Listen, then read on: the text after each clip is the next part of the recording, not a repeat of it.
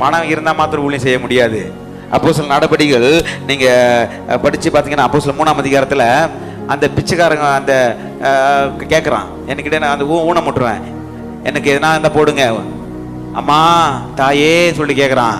உடனே பேதுரும் யோவானும் சொல்றாரு, என்னிடத்தில் வெள்ளியம் இல்ல, எல்லாம் சொல்லி முடிங்க, என்னிடத்தில் வெள்ளியம் இல்ல பொண்ணும் இல்ல, என்னிடத்தில் இருக்கிறது நான் உனக்கு தருகிறேன், நசனாகிய இயேசு கிறிஸ்து நாமத்தினால நீ எழுந்து நட. எத்திவிராமன் சொல்றீங்க. யோவானும் பேதுரும் ஒரு 1 கோடி ரூபாய் கையிலிருந்து எடுத்து இவரு கொடுத்துருந்தாருன்னா என்ன பண்ணிருப்பாரு? இவரு எடுத்துன்னு போயிட்டு ஹாஸ்பிட்டலுக்கு சேர்த்துருப்பாரு.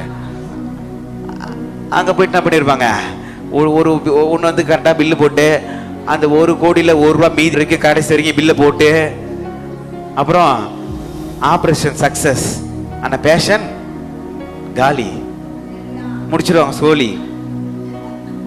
கரெக்டா கவனிங்க, பிளஸஸ் இருக்குது.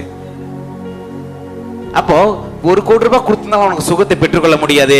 என்னிடத்தில் வெள்ளியம் இல்ல பொண்ணும் இல்ல, நசனாகிய இயேசு கிறிஸ்து நாமத்தை எழுந்து நட என்று சொல்லும் பொழுது அவன் குதித்து எழுந்து தேவாலயத்துக்குள்ள போனதை பார்க்கிறோம். கரங்களை தட்டி மகிமைப்படுத்துங்க. அல்லேலூயா.